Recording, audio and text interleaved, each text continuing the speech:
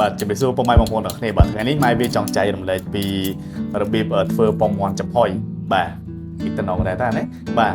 អូខេអញ្ចឹងតាមតាមទស្សនាពីរបៀបធ្វើទាំងអស់គ្នាបាទជាដំបូងគឺយើងយកកបិតចុងស្រួចបាទឬមួយក៏ជាអ្វីផ្សេងដែលយើងអាចចោះសបកពងមាន់ហ្នឹងបានណាបាទអញ្ចឹងដំបូងគឺយើងចោះពងមាន់ហ្នឹងបាទដោយថ្នមដោយសារតែយើងត្រូវការប្រើអាសបកវិញទៅវិញចាក់បហូរដំបូងយើងចាក់ពងមាន់ហ្នឹងចេញបាទនេះចាក់មកចេញមកដើម្បីលីគ្រឿងហើយបានគេចាក់បហូរចូលក្នុងពងហ្នឹងវិញសបកហ្នឹងវិញណាបាទអញ្ចឹងថ្នមកុំឲ្យវាបែកកុំឲ្យវាខូចណាបាទហើយថ្នមែនតើបាទសបកពងមាន់វាស្ដាយហ្នឹងជាទម្រង់បែបហ្នឹងណាបាទហើយទីនេះយើងលីគ្រឿងអានោះហើយគឺយើងយកមកចាក់បហូរក្នុងសបកពងមាន់ហ្នឹងវិញបាទដើម្បីដាក់ steam វាដាក់ចំហុយវាបាទនេះបាទទីយើងលីគ្រឿងណាបាទដាក់គ្រឿងមកអែមមកណាបាទឆ្ងាញ់មកហ្នឹងហើយ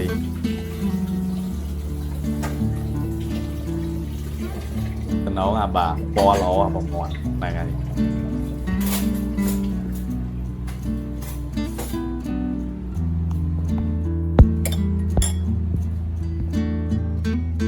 បាទនេះគឺយើងដាក់គ្រឿងវាបាទមានម្រេចតិចទៅបាទយើងលេខគ្រឿងផ្សំគ្រឿងអានេះខ្ញុំអត់កំណត់បរិមាណប្រមាណទេតែល្មមដែលយើងនៅក្នុងគ្រួសាររបស់យើងណាសាមញ្ញបាទមានស្ករផងទៅមានម្រេចផងទៅមានអំបិលប៊ីចេងអញ្ចឹងទៅដាក់មកឆ្ងាញ់ដូចយើងធ្វើ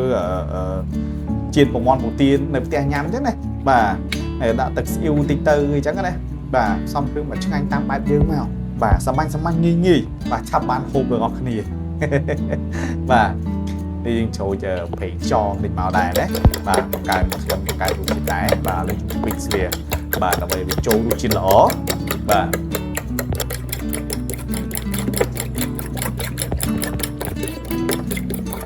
ដើម្បីស្វាសប់ណាបាទបន្ទាប់ពីយើងមើលទៅល្មមមកសប់គ្រឿងហើយបាទចាំយើងចាក់បហូរចូលទៅក្នុង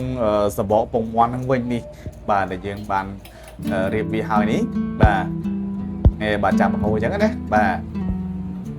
ទល្មមមកបាទបាច់ពេញពេកទេព្រោះអាហ្នឹងតិចទៀតវាឡើងបាទពេលយើង steam វាទៅបាទវាត្រូវកម្ដៅវាឡើងបាទខ្លាចវាហូរហៀពេញហ្នឹងទៅបាទតំណងណាបាទហើយអានេះបន្ទាប់ពី steam ហើយហ្នឹងឆ្អិនហើយយើងយកទៅអាំងបន្ថែមទៀតដែលយើងឃើញគេលក់ពងមាន់អាំងតាមប្រទេសហ្នឹងណាបាទតែគាត់ថាវិធីសាស្ត្រគេធ្វើបែបមិនទៀតអាហ្នឹងយើងអត់ដឹងទេបាទនេះគឺវិធីសាស្ត្រតាមបែបម៉ែវាទេបាទធ្វើអញ្ចឹងណាបាទបន្ទាប់មកទៅគេយកទៅអាំងបន្ថែមទៀតកាន់តែឈ្ងុយទៅទៀតបាទសបកវាត្រូវកម្ដៅត្រូវភ្លើងអញ្ចឹងទៅវាកាន់តែឈ្ងុយបន្ថែមរសជាតិទៀតណាបាទនេះចាក់ទៀតមកនឹងបិទក្រឹបអញ្ចឹងមកបាទហើយបាទយ៉ាងច្រើន10នាទីបាទ10នាទីជាងឯតិចតួចហ្នឹងបាទបើមកតែប៉ុណ្្នឹងគឺឆ្អិនបាត់ហើយលឿនទេបាទអត់ពិបាកទេណា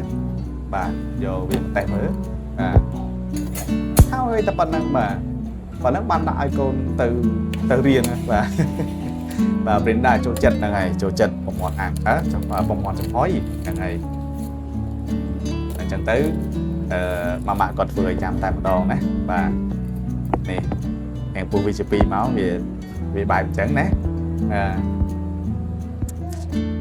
អញដែរហ្នឹងណាបាទតំណងដែរបាទនេះដាក់អបឲ្យកូនទៅរៀនហ្នឹងដែរ